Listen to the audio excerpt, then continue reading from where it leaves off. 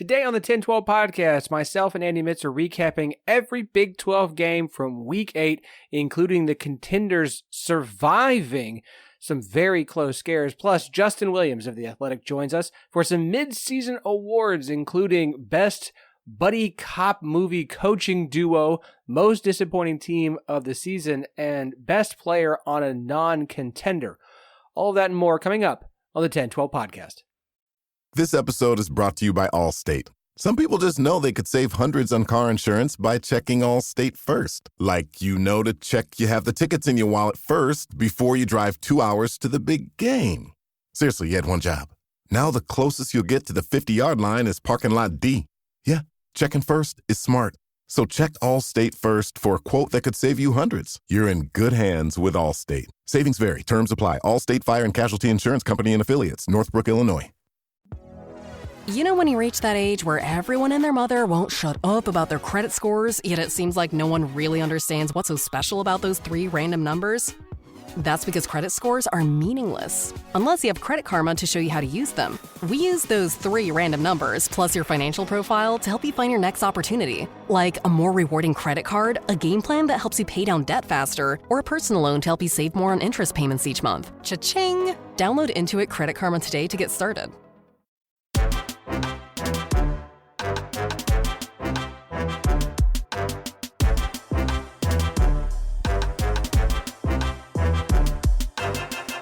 Welcome to the 10-12, the podcast that covers all 16 teams in the Big 12 Conference. We are the flagship show of the 10-12 Network. Find every show of the network at 1012network.com. And we are partners with Sports Social, Europe's biggest sports podcast network. I'm your host, Phillip Slavin. Thank you for joining us on this Monday. We are here to recap Week 8. We, of course, means myself, and he's here every week. He's got to be excited. He's got to be in a good mood because his team finally got a win on Saturday, and in convincing fashion. He is the host of the Rock Chalk podcast, Andy Mitz. Yeah, it's about time. I'm very happy for the fact that they finally actually played the way that you would expect them to. So it was good. It was good. All right. No Vibe Queen, no Jamie this week. She's still very deep in with the WNBA finals. She's going to like every game. So it's literally the last one. So in theory, she's back next week. What's the score? I haven't kept it up. Last I saw, it was Lynx were up by 4. She's of course there for very the happy. Oh, very much so. We will have Justin Williams of The Athletic joining us for the second half hour of the show. For those of you who are new here, first half hour, we try and run through the games, recap them as quickly as possible. And then we have some other stuff that we get to in the back half of the show. So without further ado, let's just dive right in. Iowa State 38, UCF 35. Iowa State's 4-0 in conference play for the first time in school history. 7-0 for the first time since the 30s. Absolutely incredible comeback performance. They scored the final 11 points in the game, including the game-winning touchdown with 30 seconds left to get the victory, which very different recap than I had written until the very end there. It started with UCF ran all over Iowa State, which they kind of did, racked up 354 yards on the ground. That's the UCF offense we thought we would see coming into the season and had disappeared for the last 4 weeks heading into this game. Knights had touchdown runs of 80 yards, 67 yards, and a run for 46 yards. RJ Harvey continues to be awesome. They also had 2 huge turnovers, essentially 2 pick sixes, one that was a pick six, and one where how in the year of our Lord 2024 are guys still dropping the ball before they cross the goal line? How are we doing this, guys? No. But they ended up punching it anyways, but none of that mattered. None of that mattered because Iowa State is still one of the 2 undefeateds left in the Big 12 conference. And, we talk about teams of destiny in the Big 12. This is the conference where that kind of thing happens, where that kind of thing exists. Because especially now without, air quotes, blue bloods in the conference, it's just only going to be harder to not have that kind of thing. Who's able to close games? Who wins close games? Matt Campbell's record in close games has been awful for years. Not this year. This year, it seems like they seem to have the things they've been missing. I don't know. Andy, what were your thoughts on this one? Yeah, I mean, well, we have to talk not only about the fact that they scored the last 11 points, but they also got an interception right at the end to keep UCF from actually having an opportunity to come back and taking the lead again. So, I mean, I was fully prepared to have to talk some of my Iowa State friends off the ledge after this game, because I'm going to be honest, they had no business with this game being as close as it was, especially up in Ames. That being said, yeah, UCF finally figured out their running game. I'm wondering, because of this, how much of it was UCF figuring out the running game on their own, and how much of it was Iowa State finally starting to deal with some issues due to the injuries that they've had, linebacker depth and stuff like that. So I think obviously we're going to find out here in the next couple of weeks. They do have Texas Tech coming up soon. They have some pretty big running, tests coming up. And so it'll be interesting to kind of see how all of that comes together for them. But yeah, I mean, I don't think Iowa State had any business, allowing that many points to UCF. I understand the strength of what UCF's running game was supposed to be, but we haven't really seen it that much outside of a game at TCU and now a game at Iowa State. Well, so, I mean, we saw it in non-con, or the first few non-con games, well, but we haven't yeah, seen that's it fair. in a while. And I mean, look, we're going to talk about BYU OSU next, because there's some very obviously comparisons here. Unbeaten home team facing off against a road dog who had come off of an idle week, right? OSU and UCF both coming off of a week off, going on the road against a team who had not had the week off, even though they were at home, even though they were a favorite, and having to come back. I can't help but wonder if that was the situation here. As UCF had extra time to prepare for this game, and they put everything they could into it, and they schemed some things up. And Iowa State, yes, defensive issues, obviously struggling in the run game the way they did, giving up some big runs like they did. But Iowa State found a way. They found a way to come back. And so here they are, sitting in an absolutely fantastic spot with 5 games left to go on the season. And they get to enjoy it for another week, because Iowa State is off next week. No Iowa State in week 9. So their last idle week coming up. So they've, and a schedule that feels favorable. We're not going to do let's run through the schedule situation, but I mean, it does feel rather favorable until that regular season finale against Kansas State at home in the Farmageddon. So we will see what Iowa State looks like when they come back in 2 weeks. Like, a lot of opportunity to try and A, get healthy, and B, work on some of the defensive lapses that occurred on Saturday. As I mentioned, BYU 38, OSU 35. The comparisons between these two games is insane. Same final score. Home team scores within the final seconds of the game to come back and claim victory. Same thing here. You have to ask the question, though, with Oklahoma State, what happens in this game if Rangel doesn't go out with the injury? At this point, looks like, I would assume, collarbone. He's going to be out for a while. But he was tearing that BYU defense up when he was running on the ground. OSU fans also got to see Ollie Gordon finally get going and then leave that game in and out of the field banged up. He got hurt against West Virginia. He got banged up in this game a few times. There was I don't want to call it cryptic, but when your running back coach just posts a random photo on social media of him, like, with the Ollie Gordon, like, it starts to send the fan base into, like, and the response has been like, look, if he's done, he's hanging up to get ready for the NFL, fine, thank you for everything you've done, which is the right response. And also, like, can we not post cryptic tweets like this? That it doesn't help your already bruised and emotionally injured fan base with things like that. BYU, weird game. They did not play a good game. As much as OSU seemed to figure some things out and finally had good offensive play calling, they played poorly in this game. They had 0 passing yards in the second quarter, were 0 for 3 with 2 interceptions, or 2 for 3 with 2 passes connected to the opposing team. But again, like the Iowa State UCF game, Oklahoma State scores with 1:30 left in the game. 8-minute drive. Just boom, boom, boom, boom, 8 minutes. Ate that clock up. And if Oklahoma State can just tackle, which they don't seem to be able to do this season at all, and it looks like it's getting worse. And again, Oklahoma State down their 3 most talented, or their 3 best defensive players. But man, like, I don't know how I've never seen an Oklahoma State team that was this poor at tackling. OSU is now below 500 for the first time since November 2014. It's been almost a full decade since they've been below 500. It's just, it's not a great season for OSU, and BYU's got, like Iowa State, BYU especially has team of destiny written all over them.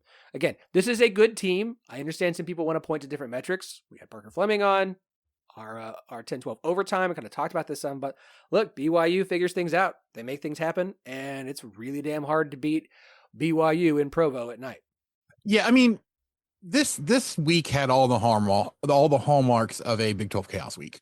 And we didn't get nearly as many of those chaotic results as I thought we were going to get, but I do think that, we really kind of had that chaos all around. I mean, Iowa State almost losing, BYU almost losing, but I do think that this BYU team has shown, just how good they are. And every single year you're going to have, the leaders for the conference are going to have at least one game where they're just like, what the heck happened here? I think this is that game for BYU. Question is, can they avoid from having another one? OSU seems to be quite often, you actually said it earlier this season, right? That OSU is going to have a game where they win and you're like, you have no business winning this game. And yet somehow they did it. That was almost this game for them. I do worry about Ollie Gordon, the fact that he finally got going and now he's injured, and who knows if he's, I don't know if that injury, like you could tell he was trying to come in the game. I believe, I forget who it was that I saw tweet it, but he came in, got tackled, and then would go out for like 2 plays so that he could basically recover from getting tackled and then go back in again. That's not a great sign. That definitely speaks to me of a guy that has, at least in the back of his mind, that he may not get another chance, the rest of this year if that injury is bad enough. So he's trying to go out on a good note. Maybe I'm reading too much into it, but I feel like with where Oklahoma State is at this point and Ollie Gordon pushing so hard to be in at the end of that game, that there's at least got to be a lot of concern for Oklahoma State fans. But like you said, like this is the first time in that long that they've been under 500. Oklahoma State fans, I think, are a little bit spoiled when it comes to, having a good football team to root for, because that's quite an accomplishment. I guess the real question is, how does everybody handle it? How does the fan base handle this? How does the coaching staff handle this? How do the players handle this with, them dealing with some actually fairly large adversity in this season? Do they, get something turned around and at least salvage the season, or are they going to struggle through the rest of the Big 12 play? I feel like it's probably the latter one, but we've seen crazier things in this Big 12 before. That is a game against BYU that they usually win. Right. That they didn't. And with the way the season's going, Ollie's banged up. You make a quarterback switch and the offense looks a whole lot better with him. And then he gets knocked out for who knows how long in the first half of that game. You're down your top 3 defensive players. This team does not have the mojo that Oklahoma State normally does. And you're getting the injury issues. And there's just, I don't know. And it was a well-called offensive game. I give Casey Dunn credit. He actually called a really good game. The offense was good. Don't expect OSU fans, don't be like, he's going to do that next week. Yeah, that's it's like every time you have one game where Alan Bowman doesn't throw off of his back foot and think that he's finally broken that habit. Nope, he's going to go right back to it for the next 3 games. So don't get too excited about a good Casey Dunn game. You get one a couple of seasons, and then we're back to, for some reason, don't seem to want to call any plays that are fun or creative or actually work. So, Kansas State 45, West Virginia 18. Kansas State dominated this game. And before you remind me that Garrett Green got hurt, Kansas State was already up 31-10 before Nico even had his second possession as the starting quarterback. So, I get it, but Kansas State won this game. And it really, I understand what the halftime score was. Kansas State won this game. Avery Johnson's figured it out, folks. He's looking better and better every single week. And I get it. West Virginia's defense is not great, but Avery Johnson is figuring things out. And I am very interested and excited to watch this race between BYU, Iowa State, and Kansas State as this season continues to move on. Because these feel like the 3 contenders who have, to some extent, separated themselves from the rest of the pack. And I understand what the standings in the Big 12 are. I understand how many different teams only have one loss in the conference standings. I get it. I absolutely do. Cincinnati's got one loss. Texas Tech has one loss. Colorado has one loss. None of those teams are out of this race. And all of them have opportunities down the stretch to try and keep themselves in it or put themselves in it. But it's really hard looking at watching BYU, watching Iowa State, and seeing what Avery Johnson's doing as he develops, to not look at them and say, these are the three teams above everyone else in the conference right now. As for West Virginia, 3-4 now in the season, 2-2 in conference play.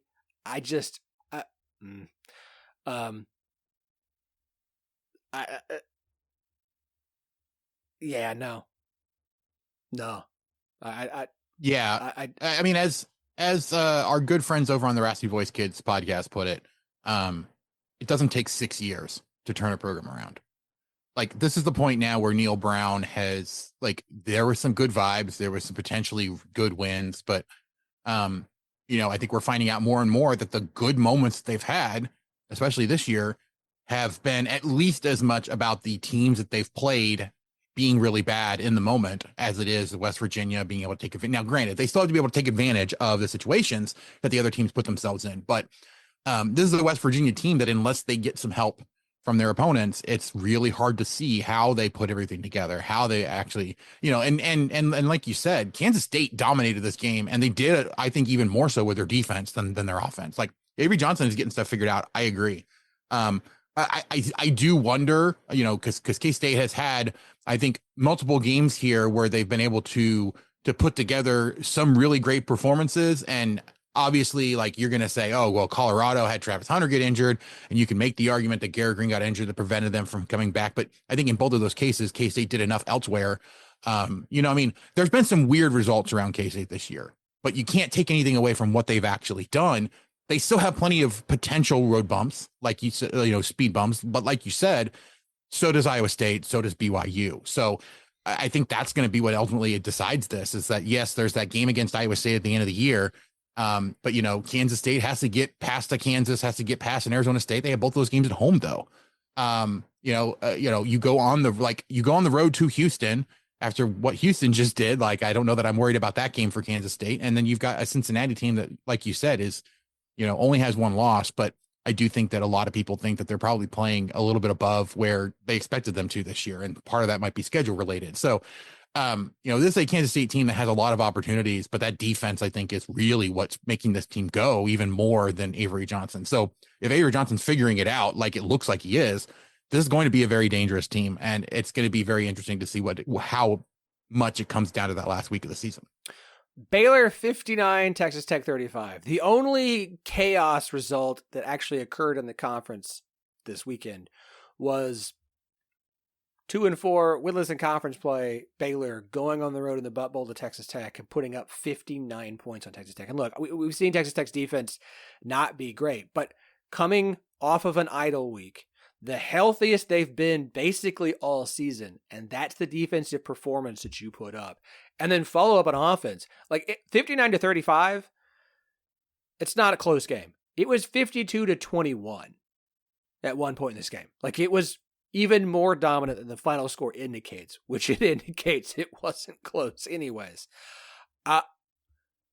This is not the kind of thing you want to see as a Texas Tech fan. I was following along as close as I could with our good friends at Tortillas and Takes, and look, I don't know what kind of answer you're supposed to have as Texas Tech to go into this game and come out looking like this. Again, a week off, you're at home, it is a rivalry game, and that's the performance you put up. I don't feel like Baylor did something in this game that they'd been saving for the Texas Tech game offensively. And look, maybe I don't know if this is like, Baylor's figured some stuff out. Look out, Dave Aranda's about to save his job, or if this is just a Texas Tech performance, kind of like we got from Washington State, except that Texas Tech didn't turn the ball over like 4 times in this one. So I don't know. I don't know. But the defense should have been performed better, and it did not. It's just an all-around letdown performance by Texas Tech, and a big win for Baylor, who, again, I don't know how much to take away from this win. I don't know what you can take away from this win. I will say that they're 3-4. The schedule is favorable down the stretch. OSU, TCU, at West Virginia, at Houston, Kansas. Dave Aranda could actually save his job, which is an absolutely wild thing to say. I don't know what to take away from a game like this, as weird as this final score was between two teams that I guess this is just Texas Tech. They're going to be good for 3 weeks and then they're going to blow one. And I guess this week they chose Baylor. Yeah. I mean, I think all you needed to know about this game, right, was that they went into half, Baylor up by 10 points. Baylor gets the ball coming out of the half. They force a quick 3 and out. And then from that point forward, Baylor scored a touchdown on every single drive the rest of the way. Like you said, this was completely on the defense. Now, granted, the offense needed to do more as well. But when you allow a team to score 1, 2, 3, 4, 5 straight touchdowns without a stop, your defense failed. And really, like, all you have to do is look at the defensive box score. Like, Baylor didn't have a fantastic defensive day. Like, they didn't have a ton of turnovers. You know, they had the 1 interception.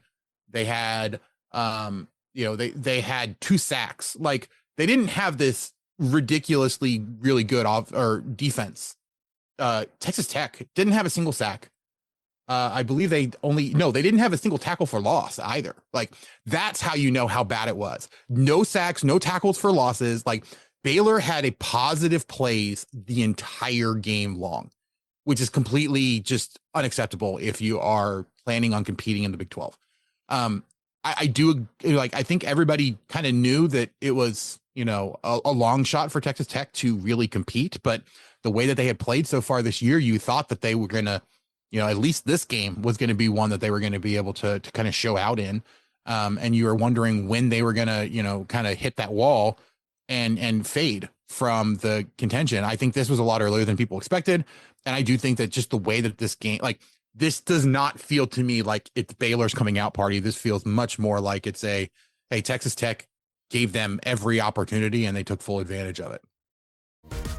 Get softer, smoother, and more even-toned skin after just one use with the new Gentle Exfoliating line from Cetaphil. Formulated with a unique triple acid blend that promotes surface skin cell renewal, these gentle chemical exfoliators remove dead skin cells and refine skin's texture while hydrating, resulting in softer, smoother, more even-looking skin. Shop the new Cetaphil Gentle Exfoliating line in the face and body aisles at your local Target store or online at Cetaphil.com. Kansas 42, Houston 14. Kansas finally looks like the offense we expected coming into the season. Again, a week off. That's the best anyone has looked against Houston's defense so far this year. Houston's offense continues to be bad. I don't know why Donovan Smith was the starting quarterback or was the quarterback for Houston when I checked in on this game. I don't know if there was an injury. Sorry, I don't have a lot of notes on this one. I didn't get to watch it. No, okay. Andy, yeah, so share your thoughts, sir. I was to say there was no injury. He got pulled in the second quarter because I believe, he already had an interception. They were not moving the ball at all against the Kansas defense. This was a Kansas defense that really took over this game. Like, yes, the offense scored 42 points. But Kobe Bryant himself had 3 interceptions in this game, 1 from Zion Chris and 2 of them from Donovan Smith. Cornell Wheeler had another interception on a tip pass. So Houston threw 4 interceptions in this game. And Kansas consistently put themselves in really good positions from their defense. The difference in this game compared to the last few weeks is that the offense was ready to take advantage of them. And that's really, the best example is Kobe Bryant gets his second interception. I'm sorry. I think it was the first interception, actually. And immediately Jalen Daniels goes down the field for a 48-yard touchdown pass to Quentin Skinner. What you saw was a Jalen Daniels that was finally confident. Devin Neal said this after the game, during the bye week, what they basically told Jalen Daniels was, and this was Devin telling him, that was, you're watching too much film. You're getting too much up in your head and you're psyching yourself out. If that's actually the case, and that's all he needed was to kind of take a step back and relax a little bit, and now he's going to be playing at that same way. This is a Kansas offense that is extremely dangerous. The question is going to be, can the defense hold up the way that it has been? And with Cornell Wheeler back for the first time out of injury, and having the kind of game that he had, and then, you had 4 different players that combined for 6 sacks from the Jayhawks. The Kansas defensive pressure was absolutely ridiculous. I don't know how much of that was Houston. and just a really bad Houston offensive line, or how much of it was Kansas. But it feels like it's a little bit of both. This is a Kansas defense, though, that has been playing well all year long. The expectation is that with this type of performance, it validates, I think, the fact that they are a good defense. I'm not going to say that they're great at getting pressure yet at this point, but we're going to see what they do against Kansas State. Like, this is a game against Kansas State coming up this week that feels like it's actually going to be a game. I still think right now, obviously, Kansas State should be favored. But this is a game that I think is no longer like the automatic, hey, guess what? Kansas State's going to win this one again. It's more of this is a rivalry game. Something weird could happen. Kansas State's probably going to win it, but something weird could happen in this game because now it feels like Kansas is actually playing the way that they're supposed to. Colorado 34, Arizona 7. Colorado continues to be a solid and competent football team that is not out of the running. Like, that is not a 0% chance that they're going to make the Big 12 championship game. It's just not. 5-2, 3-1 in conference play, and the schedule moving forward isn't bad. Meanwhile, Arizona is bad. They're bad. Fafita has regressed. T-Mac is their only weapon, and everybody's double teaming him, and no one else is able to step up. They don't look well coached. The losses from last year's team are obvious, and Arizona just seems like they're getting worse every week. They're not a good team at this point. And like I said, Colorado, they're going bowling. Like, there's 5 wins. They're going to a bowl game. Oh yeah, for sure. They're absolutely going to, I don't love doing the schedule game, but let's just run through what Colorado's remaining schedule is this season. If I can get this to open. Yeah. Cincinnati, at Tech, Utah, at Kansas, Oklahoma State. Colorado's going bowling. Yeah, I mean, to be honest, if they're not already bowl eligible, by the time that Utah rolls into town, I mean, I don't understand why that one would be the thing that keeps them from going bowl. Like, they're gonna win that game just based on what we saw from and we'll talk about Utah here in a minute. But this is a Colorado team, I think that the big question for Colorado coming into the year, right, was are the lines going to be any good? Because they had all the skill position players that they needed. The real question just was, and that's what we saw last year, was that the lines couldn't hold up in Big 12 play. They couldn't hold up. The lines couldn't hold up where they needed to. There you go. And what we saw was that eventually people figured out how to take full advantage of it. And coming into Big 12 play, the question where line play is such a big kind of identity of what this conference is, and opening things up for the run. I don't think anybody expected Colorado to be able to hold up the way that they have. And because they've done that, we all knew they had really good skill position players. They've now been able to put those guys in a position where they can shine and do what it is that they do. And Colorado is, I said coming into the year, Colorado is either going to be a really good team this year because the Lions are going to figure it out, or they're going to be a really bad team this year because the Lions aren't going to allow anyone else to do anything. Obviously, the Lions have gelled, and they're really good this year. They dropped that game late against Kansas State, but this is a team I think that is going to be, like you said, they're going to be like, if you're looking for a dark horse or spoiler, of those from those top 3 that we talked about, Colorado I think is it because of what they have. Yeah, not losing the tiebreaker to Kansas State is going to hurt, but again, Shador's been really good. Travis Hunter is awesome.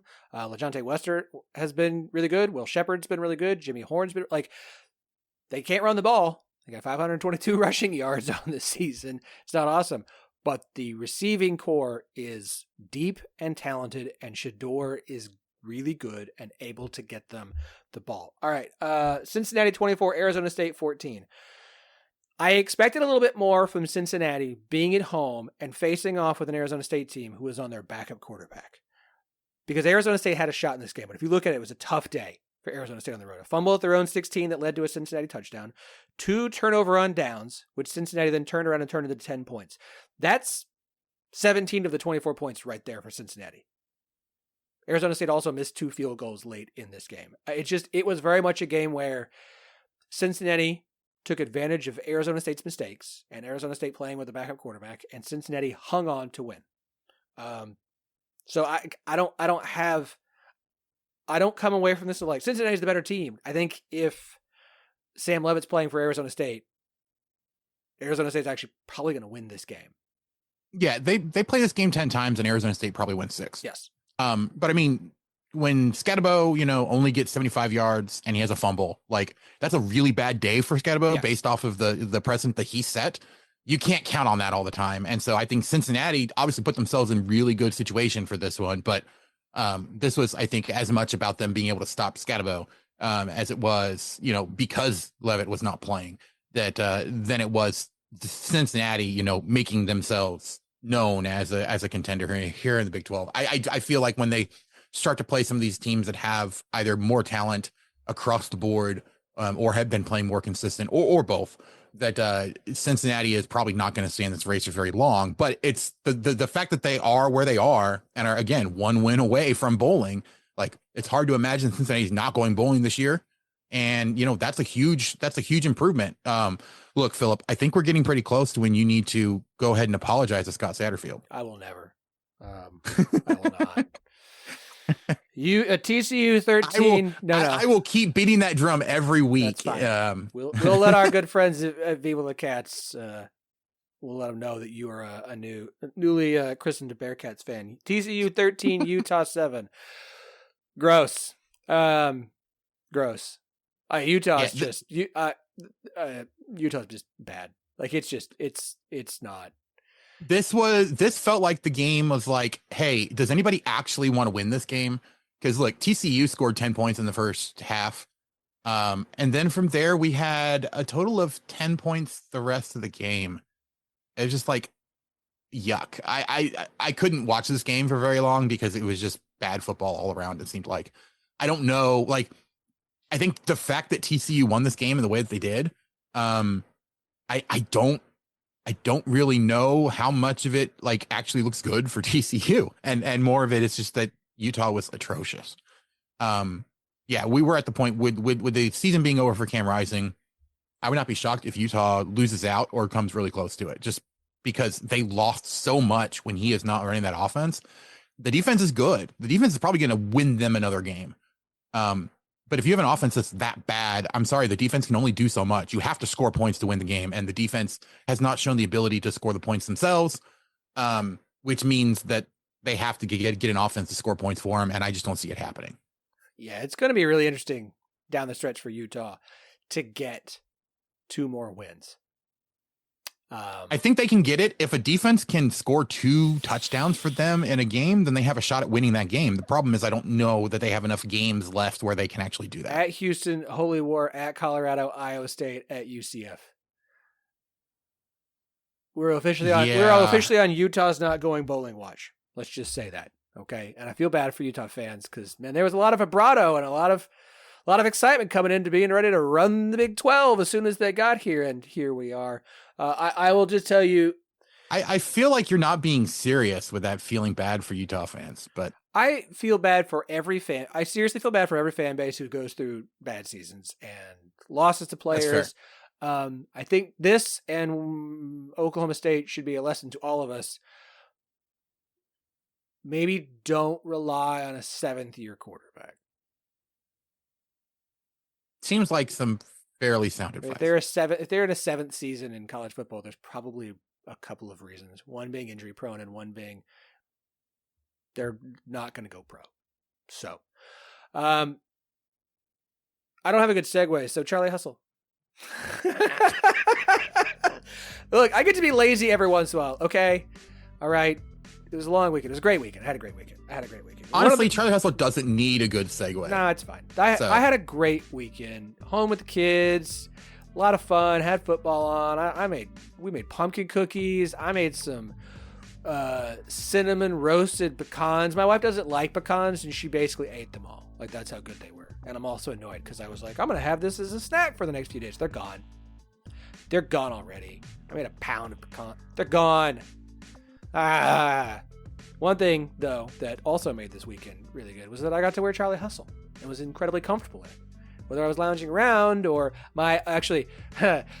Weekend starts Friday night. I stay all the way up to the end of the OSU BYU game, and literally what I tweeted Friday morning was I either need us to win, OSU to win, or for them to be blown out at halftime so I could just go to bed. But no, I went and stayed up all the way, which I guess is good because right as the game was ending, my eldest was standing in the hallway puking her guts up, which was tons of fun. So she was sick all day Saturday. So my wife hung out with her, and I hung out with the other two, and yet we still had a really good day. And I had a good day in part because I was wearing Charlie Hustle, the incredibly comfortable vintage-inspired collegiate apparel. They've got every Big 12 team, all 16 available, and more. Like, if you guys have heard me talk about them all the time. They love the Big 12. They're based in Kansas City. If you are a fan of a Kansas City sports team, they're going to have something for you. Whether it's the women's soccer team, the Chiefs, the Royals, doesn't matter. They've got you covered. And they've got you covered for every Big 12 team with awesome stuff. So go charliehustle.com, use our promo code 101215, TEN1215, get 15% off all non-sale items. Again, that's 101215, TEN1215, 15% off all non-sale items at charliehustle.com. Charlie Hustle, vintage made fresh. Feel your max with Brooks Running and the all-new Ghost Max 2. They're the shoes you deserve, designed to streamline your stride and help protect your body. Treat yourself to feel-good landings on an ultra-high stack of super comfy nitrogen-infused cushion that takes the edge off every step, every day. The Brooks Ghost Max 2. You know, technically, they're a form of self-care. Brooks, let's run there. Head to brooksrunning.com to learn more. All right, as we do each week, second half of the show, we bring a guest on, someone who covers the Big 12 as a whole. And I've been working to get him on a couple times this season. I'm very excited to have him here for another appearance on the podcast. He is Justin Williams of The Athletic. Justin, welcome back to the 10-12, sir. Thank you. I appreciate you having me back. Absolutely. It's always a pleasure to have you here, sir.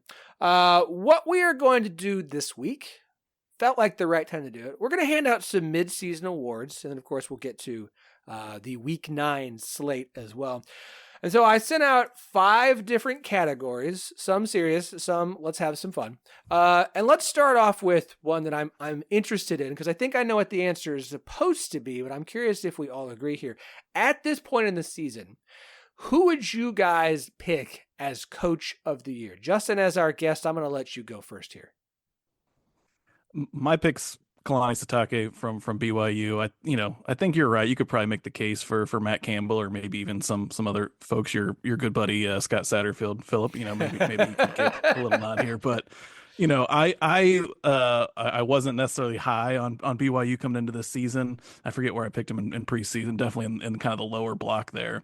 I like Kalani Sitake a lot. I think he's done some good things there. I just didn't know that they had the talent to compete. And I've been really impressed with the defense and what Jay Hill's done defensively.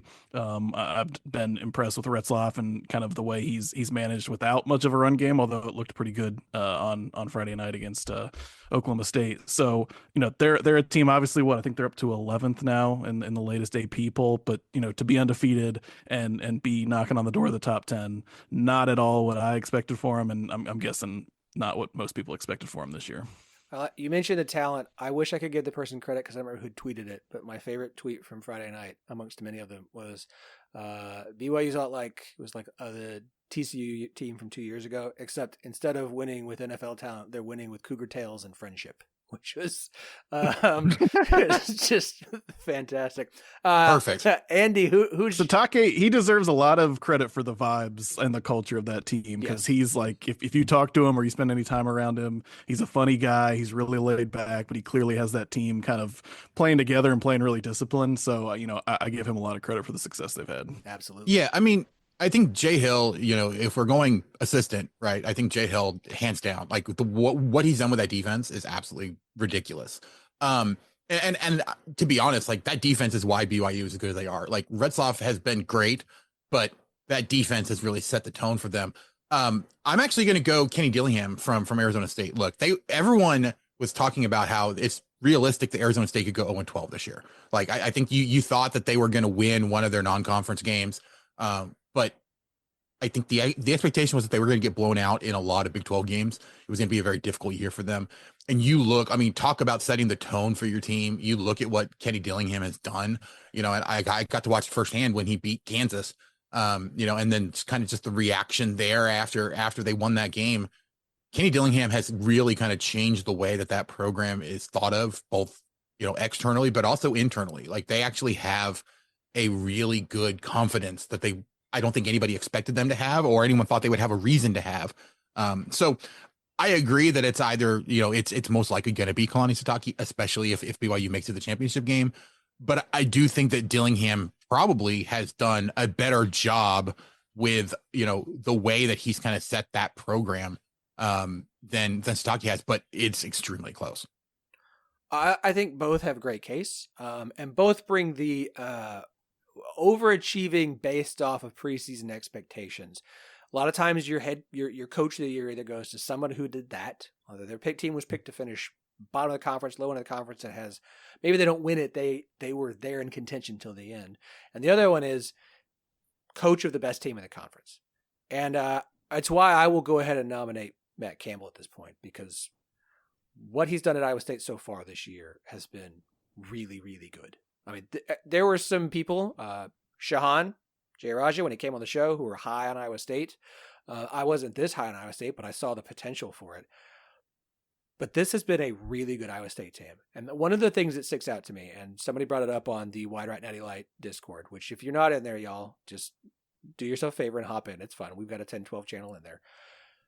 We talk on this show all the time, if you ever listen to us, about Matt Campbell's god-awful one-score game record at Iowa State. It is abysmal. It's just 2-0 so far this year, but they're 2-0. Like, most years they'd either be 1-1 or 0-2. But to get the win at Iowa the way they did, to have this weird game against UCF on Saturday and find a way to come back, score the final 11 points, and get that win, this is just a different Iowa State team. This is just a different Matt Campbell coached Iowa State team. Look, we can talk about the Brock Purdy teams all we want. Their best season was the COVID year, and I know Iowa State fans get mad when you bring that up. There's no COVID, there's no nothing. This is just a really good football team with a really good Rocco Becht, the best receiving core Iowa State's had during the entire Matt Campbell era. I think there's a case to be made that this is Matt Campbell's best Cyclone squad since he's been there. And I think he deserves a lot of credit for getting to this point when, I mean, they were back-to-back meh years. You had the massive disappointing year in 21 where they didn't get nearly close to achieving what they thought they would. 22 was bad. Then you had last year where they had to deal with all the stuff they had to deal with the gambling, and they still kind of had a nice season. And now you're sitting here 7-0 for the first time since the 30s, 4-0 in conference play for the first time in program history. And looking at what they've got on the schedule moving forward, like I have no problem if at the end of the year Kalani Sitake wins it. I have no problem at the end of the year if Kenny Dillingham wins it, unless, Arizona State just goes on a slide because they've lost Sam Levitt. But I'm going to put Matt Campbell here because I think this year above all, it's not he's done a great job at a program like Iowa State. This is just a really good football team. Yeah, I think we have talked multiple times about on the basketball side, right? Like it's an issue that great coaches that do great jobs with teams that are expected to win don't ever get recognized. And I think that this is a perfect case of that. But, also I got to throw my random sarcastic joke in here. Like, if Matt Campbell beats Iowa, how does he not win Big 12 Coach of the Year? I mean, he was the only other time he'd done it at Iowa State. They went on and went 3-6 afterwards. So, having a good Big 12 season and beating Iowa is not something we've ever seen Matt Campbell do at Iowa State. Yeah, we are in uncharted territory. Absolutely. I mean, the 1938 stat is crazy. Like, people always talk about, whether Matt Campbell, prior to this year was maybe overhyped at Iowa State. Like, the fact that they've had the best start in basically a century just goes to show how tough it can be to win at Iowa State. He's obviously doing a really good job. I've written this a few times. They always have a good defense, or they've historically had a good defense under Campbell and going back the past couple of years, but just some of those skill players on offense, the receivers, Rocco Becht, who didn't have his best game yesterday, obviously, but still made some incredible plays to kind of keep him in it. Carson Hansen feels like he was built in he's not like Steve O'Klotz Iowa State built in a lab level, but he's like right there, a tier below him. He just looks like an Iowa State player. So yeah, no, I'm with you. I would have no problem with Matt Campbell getting the nod, or Dillingham for that matter either. Look, I don't want to count my chickens before they've hatched, but Matt Campbell might do the greatest thing anyone has ever done for Iowa State soon, and remove the ability to make the Iowa State's never won 10 games in a season before joke that everyone likes to throw at the Cyclones. Okay, number 2 on our awards list. Best running back of the Big 12. We came into this year saying this is the year of the running back, that this conference was stacked with great backs. Ollie, obviously, we've had some disappointment. We've had other ones who have stepped up, and it's an absolutely incredible collection of running backs in this conference. So it's an interesting question to say, okay, we're going to talk about this a lot, but it's a fun conversation to have because there's an argument for so many different guys. But Andy, I'll let you go first here. At this point in the season, you're really throwing me under the bus here, because if I don't say DJ Giddens, then Kansas State fans are going to be pissed off at me. I got to give the people what they want, man. No, that's fair. So, are you going to say DJ Giddens, or do you have somebody else you'd like to say? I mean, I'm going to stick with what I said last week. I understand he had a bad week this week, but Scatabo, I think he still has been the most electric. I do think that he's going to have a down game here and there, but the fact that he has been the guy running that Arizona, like when you have a good running back, the best running back should be able to be the threat for your team. And if you can do that, that immediately, I think, bumps you up. So I'm going to stick with Scatabo. Look, I understand DJ Giddens. It's like a 1A, 1B for me. But I still think in terms of who's had the best season, who has been the best running back, it's got to be Scatabo. Justin? I was between Giddens and Scatabo. I ended up picking Giddens. I want to, I think I'm going to mention him later for another category, but shout out to RJ Harvey too. He's done a lot of work there for UCF. But I agree with what you said, Andy, in terms of Scatabo. He is their offense. He's the straw that stirs the drink for them. Whereas on Kansas State, you have kind of the three-headed monster of Giddens and Avery Johnson and Dylan Edwards. I just feel like Giddens is part of it is I think Kansas State's a better team than Arizona State, and I think Giddens is kind of like the differentiating factor for them. Their running attack is so good and so versatile, but I just don't think it works without that kind of presence that DJ gives.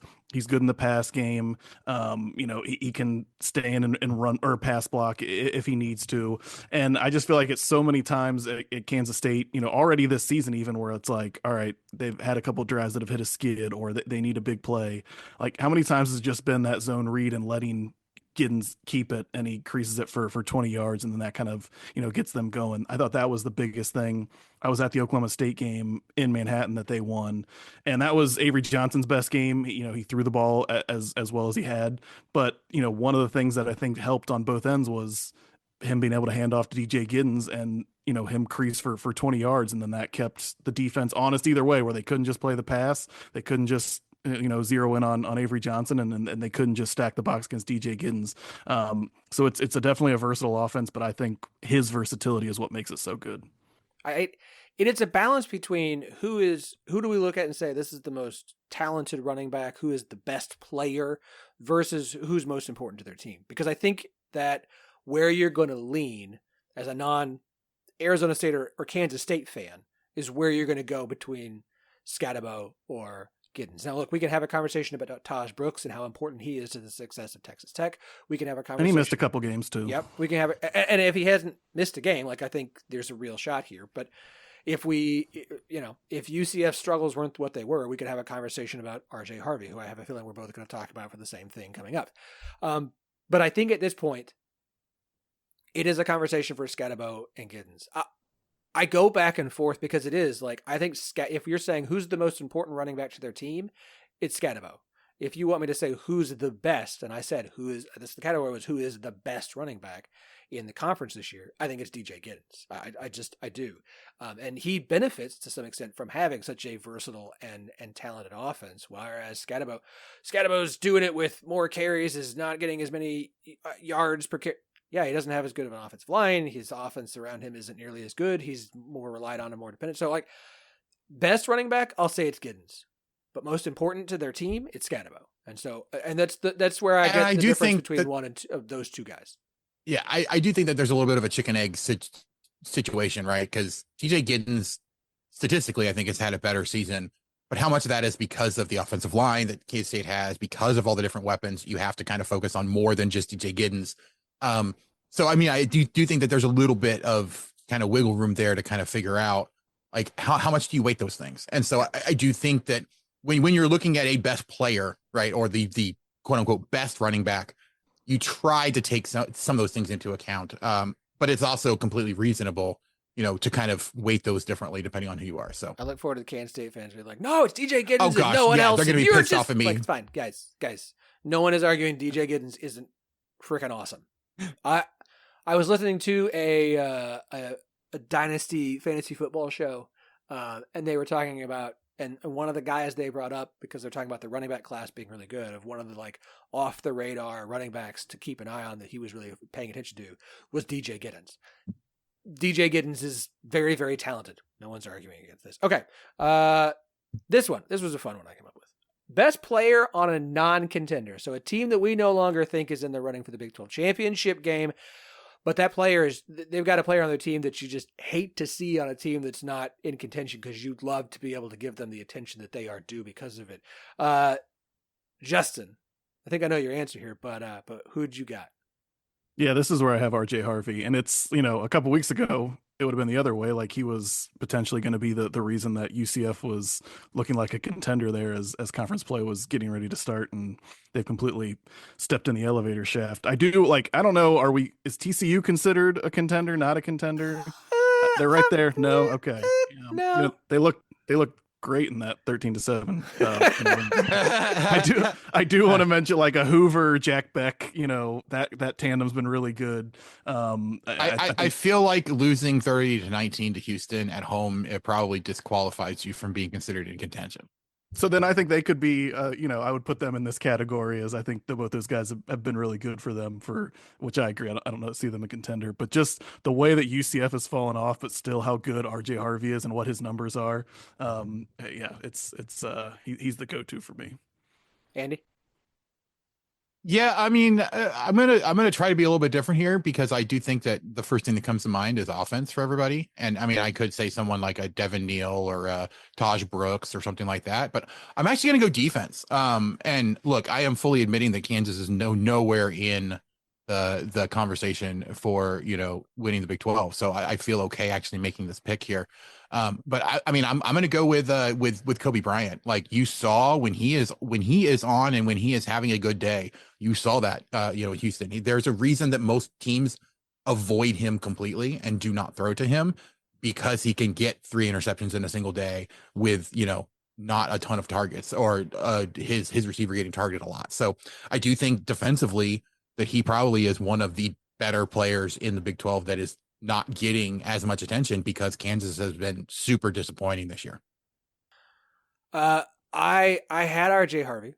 However, since Justin took him, I to provide some variety here, I will take Jack Beck from TCU and how important he has been and how good he has been for TCU. Like, you're second in the conference in receiving yards, 7 touchdowns, I believe, is tied for first receiving touchdowns. Like, his 13.1 yards per catch has been really good. Like, he's been really good for TCU.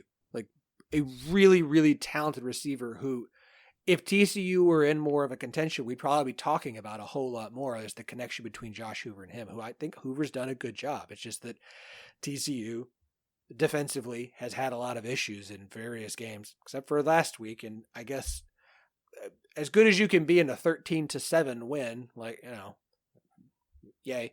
But I think Jack Beck's been a really good player. I think he has put on a really good season. And he's not going to end up as a Big 12 first team at the end of the year, but he'll put up the numbers that would make an argument for him to be in contention there among the other receivers in this conference. It's just hard when the impact, because your record as a team is not good enough to say, like, he was one of the most important players as a receiver in the Big 12. So, okay. Somebody tweeted out, I mean to like save these tweets so that I can give people credit. So I'm really sorry, but somebody tweeted out like a tweet of Mike Gundy and Kalani Sitake, like before the game, arm around each other, just talking, having a fun time, and saying like, this would be an incredible buddy cop movie. And I said, yes, it would. That would be hilarious. Can you imagine the personalities of Mike Gundy and Kalani Sitake as having to be like buddy cops in the buddy cop movie? So I ask you both, what would be the best buddy cop coaching duo from coaches in the Big 12 Conference? Andy. Look, I think for me it's I had a couple different options. I figured like you're gonna have one that is like the grizzled or the father type figure that is going to get rubbed the wrong way either by a guy that just like completely breaks all the rules or is super like young and energetic and has no clue what he's doing. So for me it's Kalani Sitake and then Kenny Dillingham. Like Kenny Dillingham is a guy that's gonna have so much enthusiasm. He's gonna jump into things in a way that he probably necessarily shouldn't in a lot of cases. And Sitake's going to be the guy that kind of just sits back and gets frustrated with the fact that he is just way too energetic.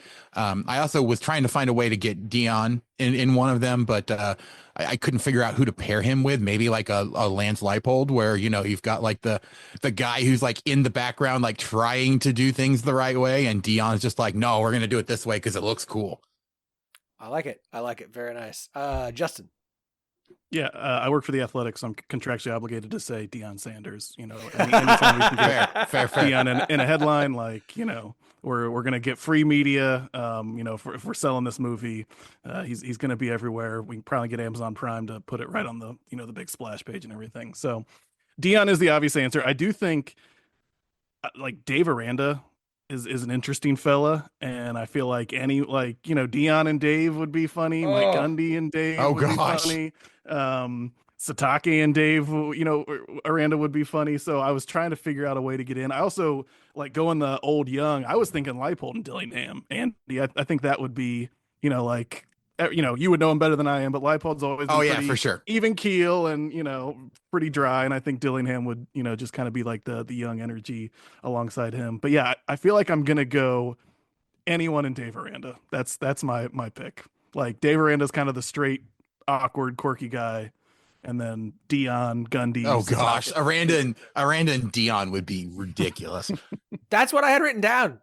Was Deion Sanders and Dave Aranda. Like how that is uncanny. Dave Aranda would just have this like very poetic conversation about football and defense. And then here comes Deion Sanders talking about his luggage. And it's just like, that is absolutely an incredible pairing to have there. Like, like, look, anybody with Gundy, just because Gundy's going to be Gundy and it's going to be a very, I just lost the name of the movie that I love so much. I can't believe I just forgot.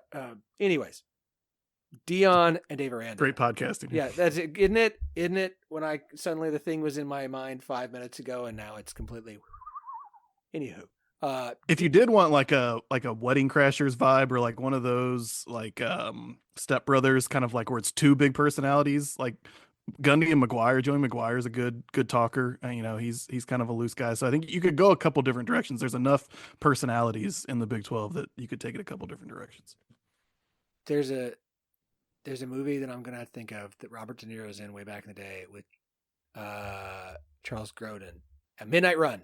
That's the one I want. I want Midnight Run. I want really mouthy, hilarious good guy thief with really foul-mouthed, crotchety, irritable private and PI.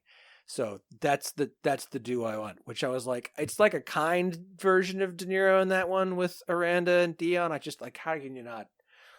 Completely opposite personalities. Absolutely. I mean, I think Dillingham and Deion would just be complete chaos energy as well. Yeah. So that would be interesting. The funniest one to me was, who can I pair with Gus Malzahn that would be hilarious?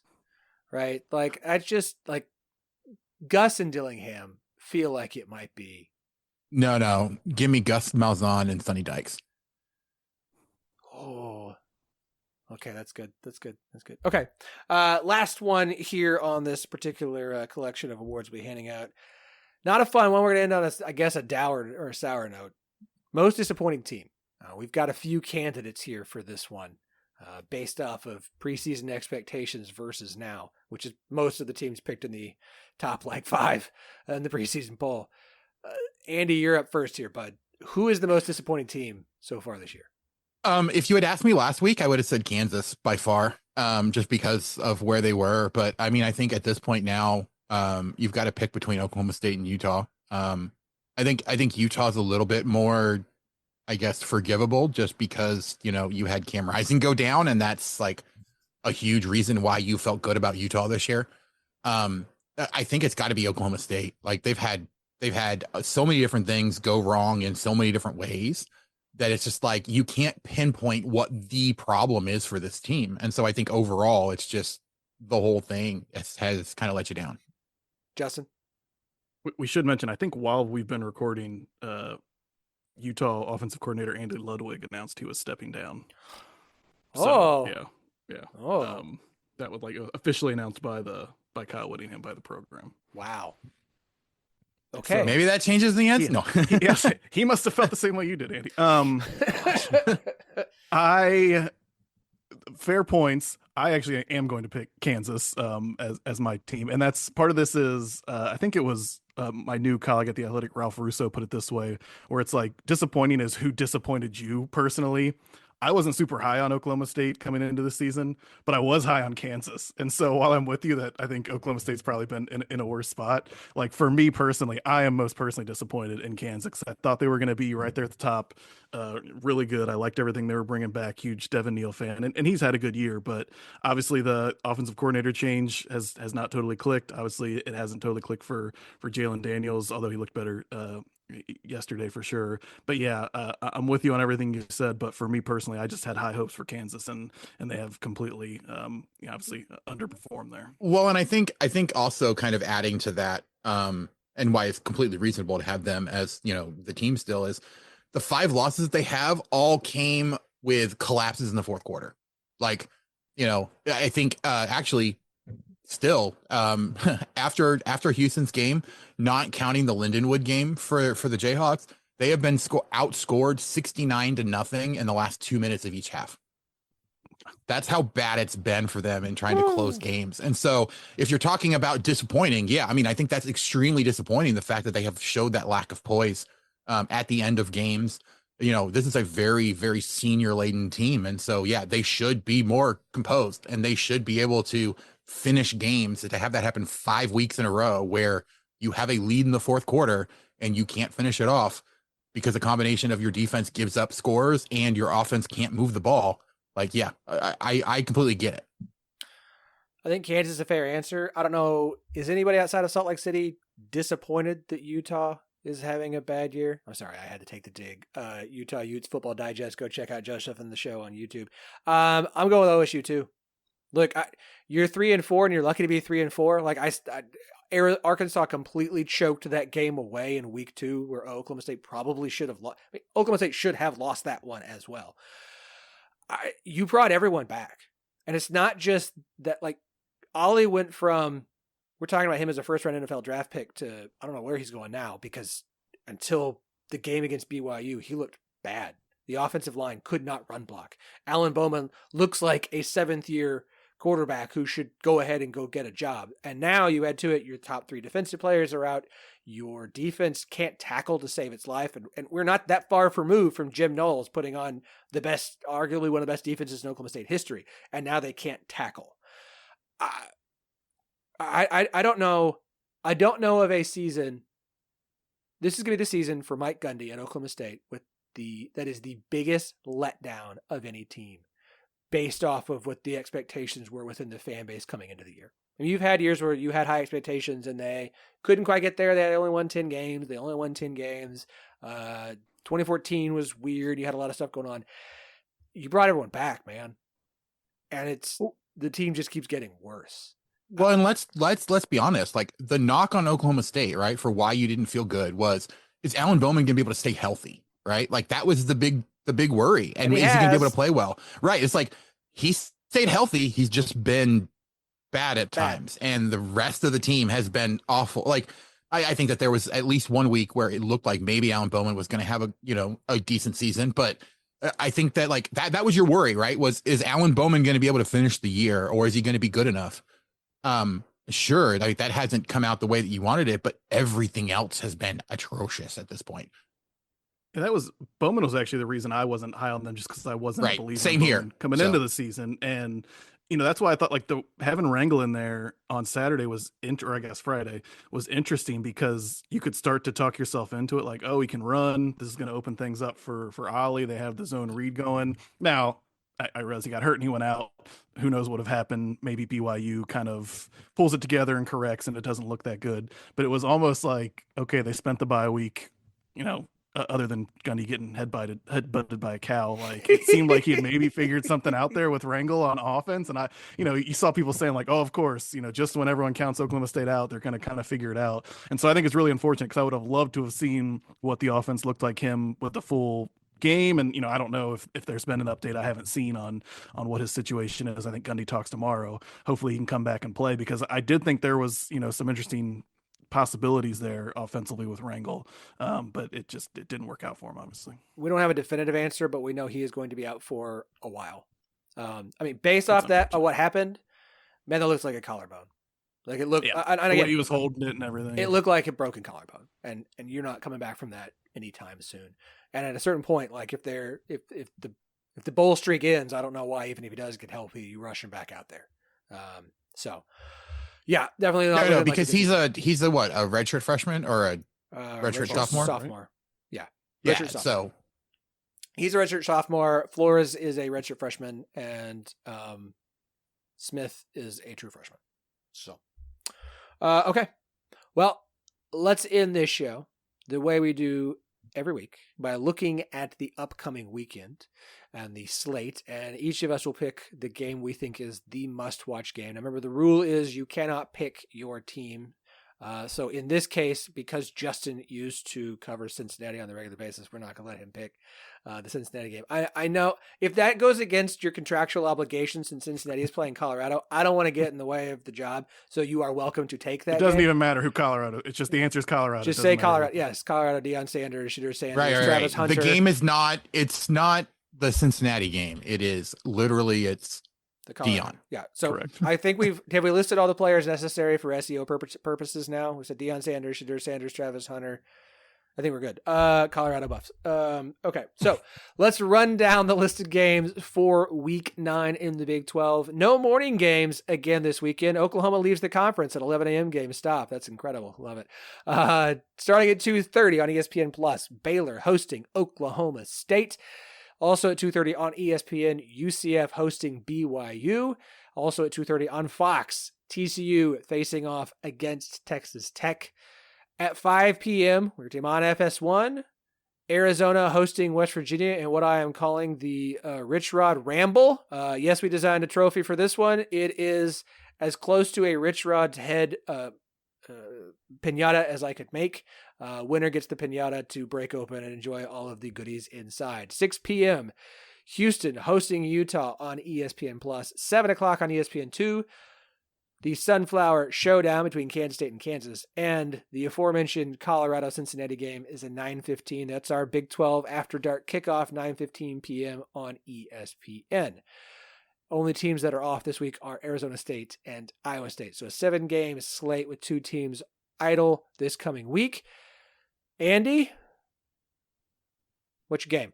Well, I mean, since I can't pick the Sunflower Showdown, I'm going to go Cincinnati, Colorado. I'm actually going to go there because it's the one between 2 teams that are still in contention that I think have surprised a lot of people. And I mean, I think we're going to get a good idea, right, of is Cincinnati actually a good team, or are they just been able to benefit from the way that their schedule is shaped up? Yeah. So, I mean, that's the one that I'm looking at. I'm surprised that Colorado's only a 4-point favorite. I would have thought with the betting markets that they probably would have been a 7 or 8 point favorite at this point. So I don't know if that says more about what people actually think about Cincinnati, or it's just that people have bet it down. So I'm not really sure at this point. Justin? I do, before I get to my pick, if people haven't watched Cincinnati this year, and there's probably going to be a lot of people tuning into that game that haven't, Brennan Sorsby, the quarterback, is really fun to watch. He's a really good player, transfer they got from Indiana. And I think the kind of the duel between him and Shador is going to be really interesting. That's a name that I don't think people, that unless they're Big 12 diehards or Cincinnati fans, they probably haven't keyed in on. And I think a lot of people are going to come away impressed by the way he plays. So for me, because I couldn't pick that one, I'm actually going to go BYU UCF. Part of it, like, Iowa State's off, so BYU is the undefeated team that's playing this week. And I think we saw, because of what UCF did in that Iowa State game, like, even though they've really struggled and they keep falling apart late in games, they have a lot of talent. They have, players like RJ Harvey, Ja'Cory Brown, I think is actually the best fit for Gus Malzahn's system. Maybe he's not all the way like where they want him to be, but I was talking to Manny Navarro, our Miami writer. Ja'Cory Brown was like the fastest player on Miami's roster when he was there. Like, he, if they can kind of get him figured out exactly, and kind of get him progressing, I think he could be a great fit for that offense. And so I want to see it go against BYU's defense, and I want to see, how they look going against each other, and just to kind of see if BYU can keep this going. Now the pressure is mounting on them. That they have a little bit more attention. They're right on the precipice of the top 10. They're starting to hear that playoff chatter. And so I think it's one thing that they've played above expectations this far, but they have that big Friday night comeback. All these other teams are dropping off. I think there's 10 undefeated teams left in college football. They're going to have a little bit more attention. And so I kind of am curious to see if they can go out and that defense can continue to perform and they can kind of keep stacking these wins. Yeah, look, BYU UCF, like, I've thought for a couple of weeks that's trap game for BYU. Now, maybe less so with UCF's performance against Iowa State and BYU having to mount the comeback against Oklahoma State, but cross-country trip to Orlando, Bounce House will be rocking. It feels a little bit of it like a dangerous game for BYU on the schedule. One of those, like, that's not a game they should lose, but situationally, it's kind of a scary game for BYU. As far as Cincinnati and Colorado, yeah, Brendan Sorsby, we've talked about him on the Picks Pod multiple times on Thursdays. Like, he's been really good and really fun, he's really helped the Cincinnati offense. The defense has been solid, but he has been big for the Cincinnati offense. Looks so much better, light years better than last year with him under center for them. So another really fun game. Loving the Big 12 After Dark stuff. It's great. I will go Sunflower Showdown between Kansas State and Kansas. And I get it. It's Kansas State, and it's Kansas is just 2-5 overall. Kansas State's won like a billion of these games in a row. Why would we think it has to be anything different? And it's one game against Houston, right? It's a home game against Houston. How much can we really take away from Kansas's win? It's still a rivalry game. It's still the Sunflower Showdown. This isn't a Kansas. Don't get confused by the record. This isn't old Les Miles and David Beatty, Kansas. They're not just getting smoked here. They've been blowing leads. They've had a problem they've been trying to fix, in which they've been leading games in the third and fourth quarter every week and then losing them late. So it's still a competent Kansas football team. It's just struggling with a new offensive coordinator and a quarterback who's coming back from back injuries. Now, I'm picking Kansas State in this game, but like, it's still the Sunflower Showdown. It should still be a fun game. And I'm hoping that Kansas has figured some things out, so we get the competitive matchup we thought coming into the season that we would have between these two teams when we got to week 9. So look, a lot on the line for Kansas State. It is a rivalry game. Like, they're still in contention here. I am excited to watch the Sunflower Showdown to see what both teams look like. Do we get to categorize Houston, Utah as a sicko game? Like, I keep asking this question. Can games between Power 4 teams be a sicko game when Utah's offense looks as bad as it does and so does Houston? I know the total in this one's like 37.5. I'm still so tempted to take an under in this game because it might be like 9-6 as a final score. Would anyone be shocked if no one scores a touchdown? Because I don't think I would. I could see like a couple pick six either way, or defensive scores. There we go. So no offensive touchdowns for like AJ Halsey has the PI or a pick return for Utah or for Houston, and Utah returns a kick or something. Look, I'm going to be honest. If we're trying to figure out if this can be considered a sicko game, I think we just need to talk to the sickos committee. I think that they can tell us for sure, but I have a feeling that they would agree that this one could be classified as a sickos game. I will. Your offensive coordinator just stepped down versus Houston. I'll tag him on Twitter and see if this fits sickos specifications to be categorized as a sicko game of the week. Justin, man, it is always a pleasure to have you here on the show. You do some absolutely incredible work over there at The Athletic, covering the Big 12. Do me a favor. What have you got cooking? What can we expect to see from you this week and kind of moving forward?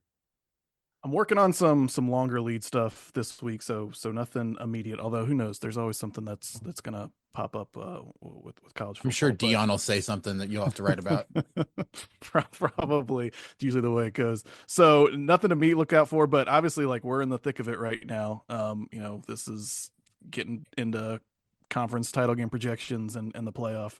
So plenty to cover. I've been pitching in with our guy Sam Kahn on. We do the Big 12 chaos meter every week. It runs on Thursdays, I believe. This week we did like a mid-season thing, but normally it's kind of looking at the slate for each weekend. So those have been fun. So for people out there that need their Big 12 fix, we are every week. Sam and I have been giving it to you on The Athletic. I like that. Gonna be honest, I thought you were gonna say that it runs on Jack Link's jerky and I'm trying to think what and Sonic hard seltzer. Yes. Phillip 66. Yeah. Phillip 66. Right. Very good. Of course, you can find Andy Mitz at AndyMitz12 on Twitter, and the Rock Chalk podcast is available everywhere podcasts are available. Find every show at 1012network.com. Y'all go check out the website, go check out the pods, check out the shows. We got just about every Big 12 team covered, a great collection of shows and hosts that you're going to want to pay attention to. This has been fun. We'll be back on Thursday to make picks for the week ahead. So everybody enjoy your week. I keep getting distracted by the fact that my daughter shoved a small dolphin toy into a children's coffee mug, and I don't know why, but it's very odd to me. And also, the baby is screaming, so I'm going to go pat her and put her back to bed. So y'all have a good week. We'll talk to you on Thursday.